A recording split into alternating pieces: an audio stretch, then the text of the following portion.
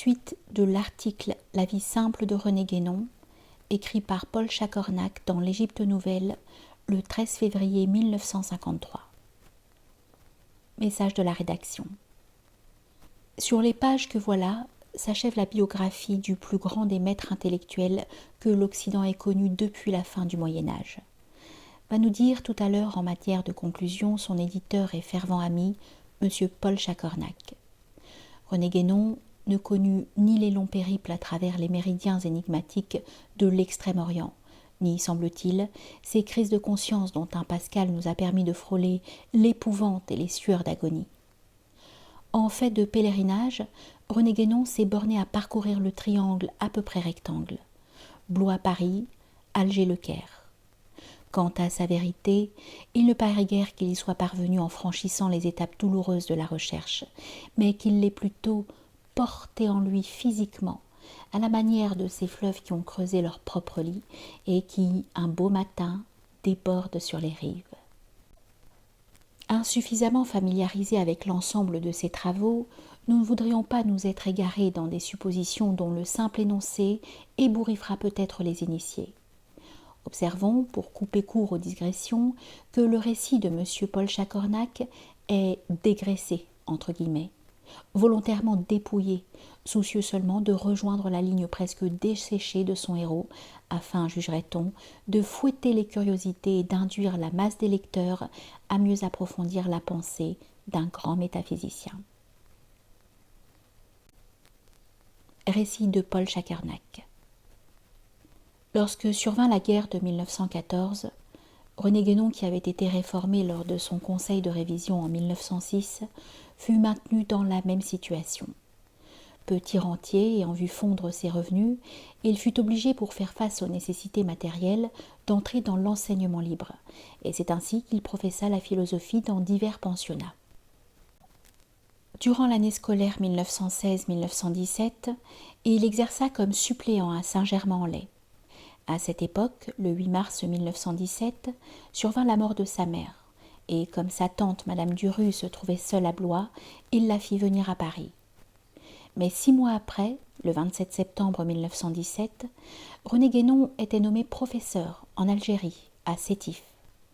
Il partit rejoindre son poste, accompagné de sa femme et de sa tante. Ils arrivèrent le 20 octobre après un voyage long et fatigant et s'installèrent près du collège dans la rue de Constantine.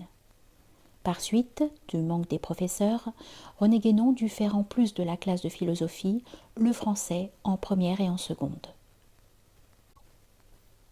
Par une curieuse coïncidence, un ami de Blois, le docteur Le Sueur, avait été nommé médecin-chef à l'hôpital d'Hamam-Rera, à une centaine de kilomètres à l'est d'Alger. Le docteur Le Sueur avait épousé une élève de Madame Duru, lorsque celle-ci était institutrice à Montlivaud, et avait bien connu son adjointe, devenue Madame Guénon. Des liens d'amitié s'étaient entretenus entre les deux couples. Aussi, lorsque le docteur Le Sueur apprit que René Guénon et sa femme se trouvaient à Sétif, les invita-t-il à venir passer les vacances à Hamam-Rera. Cette ville est une station thermale d'été et d'hiver, mais aussi un important centre de pèlerinage. En octobre 1918, René Guénon rentra en France et alla avec sa femme s'installer à Blois, dans la demeure de la rue de Foix. Quelque temps après, il fut nommé professeur de philosophie au collège de cette ville, tandis que le docteur Le Sueur, revenu aussi d'Afrique du Nord, était nommé conservateur du château. L'année suivante, Guénon quitta l'enseignement pour se consacrer entièrement à la préparation de ses premiers livres. Sa femme partageait son travail, relisant les manuscrits avant qu'ils fussent soumis aux éditeurs. Comme ils n'avaient pas d'enfants, ils prirent auprès d'eux une nièce alors âgée de 4 ans et s'occupèrent entièrement de son éducation. Ils retournèrent à Paris fin 1921, habiter le petit appartement de la rue Saint-Louis en Lille. Et c'est peu de temps après que nous devions faire la connaissance de René Guénon. Un jour de 1922 entra dans notre magasin du quai Saint-Michel un homme d'une trentaine d'années, très grand, très mince, brun, vêtu de noir, ayant l'aspect classique de l'universitaire français. Son visage allongé était éclairé par des yeux étrangement clairs et perçants qui donnaient l'impression de voir au-delà des apparences. Avec une affabilité parfaite, il nous demande de venir prendre chez lui des livres et des brochures néo-spirituelles dont il désirait se défaire. Comme nous acceptions sa proposition, il nous donna son nom et son adresse. René Guénon, 51 rue Saint-Louis, en Lille. La maison où il habitait était un ancien hôtel du XVIIIe siècle, qui fut un moment, aux environs de 1840, la résidence des archevêques de Paris. Guénon y occupait un petit appartement au fond de la grande cour, au 3e étage. L'intérieur était d'une extrême simplicité qui s'accordait parfaitement avec la simplicité de l'homme lui-même. De ce moment datent nos relations qui devaient devenir très suivies à partir de 1929, comme nous le verrons plus loin. Nous avons dit que René Guénon n'avait pas de fortune, et ce n'étaient pas les droits d'auteur de ses premiers ouvrages qui pouvaient lui permettre de vivre. À partir de 1924, il donna des leçons particulières de philosophie au cours Saint-Louis, où sa nièce faisait ses études. C'est à cette époque, en 1924, que Frédéric Lefebvre, rédacteur en chef des Nouvelles littéraires, alla interviewer Ferdinand Ossendowski, alors de passage à Paris, en compagnie de René Guénon, René Grousset et Jacques Maritain. L'interview, qui parut dans les Nouvelles littéraires du 25 mai 1924, présente un raccourci saisissant des positions respectives des 4 écrivains. Nous ne savons exactement à quelle date René Guénon fit la connaissance de Louis Charbonneau-Lassay, archéologue et symboliste chrétien qui poursuivait dans sa demeure familiale de Loudun le véritable travail de bénédictin qui a donné naissance au Bestiaire du Christ, dont la plupart des chapitres ont paru dans la revue Regnabit, dirigée par le révérend Père Anisant. Charbonneau-Lassay introduisit René Guénon dans ce milieu, et pendant les années 1925 à 1927, Guénon publia dans cette revue de nombreux articles sur le symbolisme chrétien, qui, dans son esprit, devait aider les catholiques à prendre conscience du sens profond de leur tradition. Il avait écrit pour cette revue l'article intitulé « Le grain de Sénévé », que les études traditionnelles ont publié dans leur numéro de janvier-février 1949. Dans la note liminaire de cet article, René Guénon écrivait, ouvrez les guillemets, « Cet article qui avait été écrit autrefois pour la revue Regnabit, mais qui ne put y paraître, l'hostilité de certains milieux néoscolastiques nous ayant obligés alors de cesser notre collaboration, se place plus spécialement dans la perspective de la tradition chrétienne, avec l'intention d'en montrer le parfait accord avec les autres formes de la tradition universelle. Cette rupture, jointe au résultat de certaines expériences faites dans des cercles d'études thomistes, devait ébranler chez René Guénon l'espoir d'un redressement traditionnel de l'Occident, prenant appui sur l'Église catholique. Dès 1925, René Guénon avait accordé quelques articles à notre revue Le Voile d'Isis. À la fin de 1928, nous décidâmes de changer le caractère de cette publication. Quelque temps auparavant, nous avions mis René Guénon en relation avec notre ami Jean Rayor, qui était déjà entièrement acquis aux doctrines traditionnelles. Nous demandâmes à ce dernier d'envisager avec René Guénon une transformation complète du voile d'Isis. René Guénon accepta d'accorder sa collaboration régulière sous la condition de n'occuper aucune fonction dans la revue et d'être considéré simplement comme un des rédacteurs. D'un commun accord, nous choisîmes notre vieil ami Argos comme rédacteur en chef, fonction qu'il occupa de janvier 1929 à fin 1931, époque où des circonstances contingentes l'empêchèrent de nous continuer régulièrement sa collaboration. À Guénon et à Argos se joignirent dans cette première période Patrice Gentil, Gaston de Mangel, Probst Biraben, Marcel Clavel, puis dans l'ordre chronologique, André Préau, René Allard, Fridtjof Schuon. À partir de 1935, la revue, pour mieux répondre à son contenu, prit le titre d'études traditionnelles, qu'elle porte actuellement, avec tous les collaborateurs que nos lecteurs d'aujourd'hui connaissent. René Guénon avait enfin trouvé un organe dans lequel il pouvait s'exprimer en toute liberté et mener pendant 20 ans un combat incessant contre toutes les idées antitraditionnelles, en même temps qu'il poursuivait son œuvre doctrinale. Au début de 1928, René Guénon avait eu la douleur de perdre sa femme et 9 mois après, sa tante, Madame Dureux.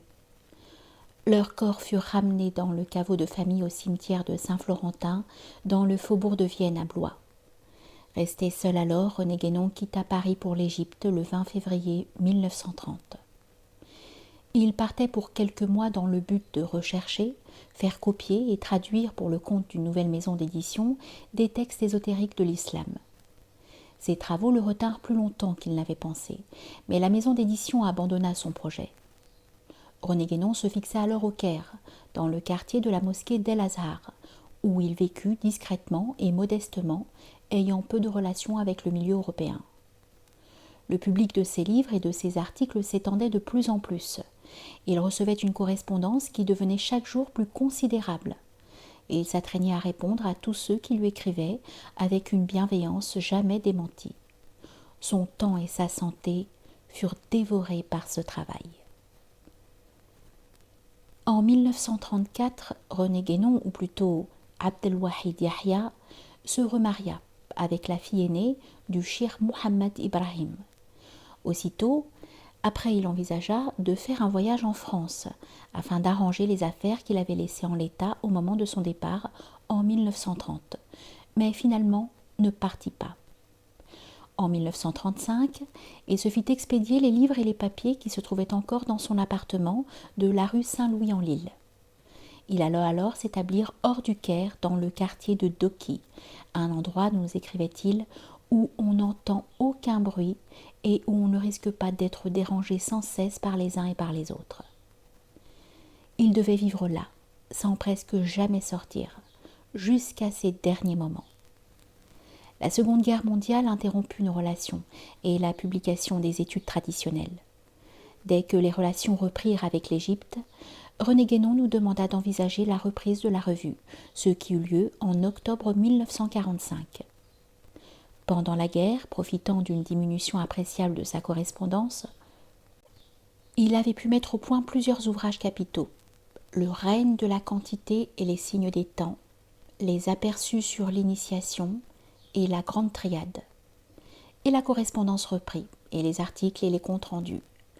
Une de ses dernières joies fut la naissance de son fils Ahmed, le 5 septembre 1949. Il n'avait eu jusqu'alors que 2 filles, Khadija et Leila. Nous avons appris depuis la naissance d'un fils posthume, survenu le 17 mai 1951 et auquel on a donné le nom de son père, Abdelwahid.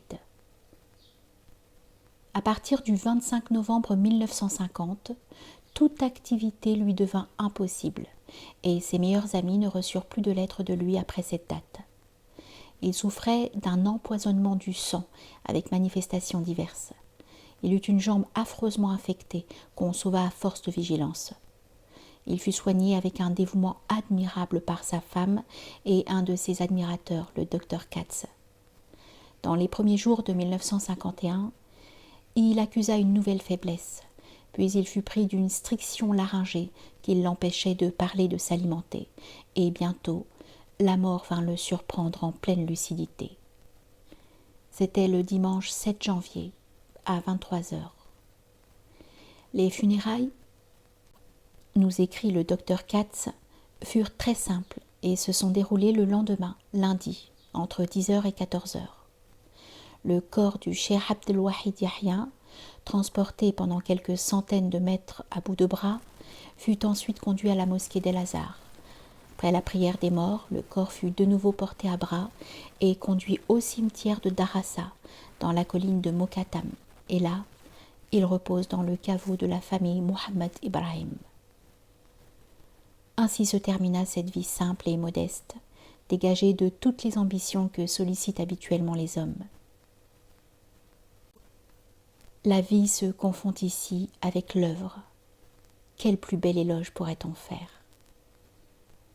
René Guénon n'a pas laissé d'ouvrage inédit, mais il a exprimé le vœu que soient réunis en volume les nombreux articles parus dans diverses publications et qu'il n'avait pas intégrés dans ses ouvrages déjà composés. Un premier volume est déjà préparé, Initiation et réalisation spirituelle, qui forme une suite aux aperçus sur l'initiation.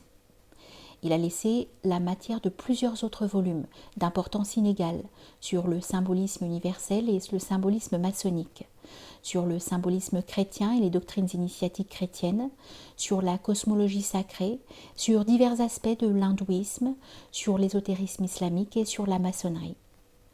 La mise au point de ces ouvrages est une des tâches longues et délicates que lègue à ses amis celui qu'on a appelé avec raison le plus grand des maîtres intellectuels que l'Occident ait connu depuis la fin du Moyen Âge.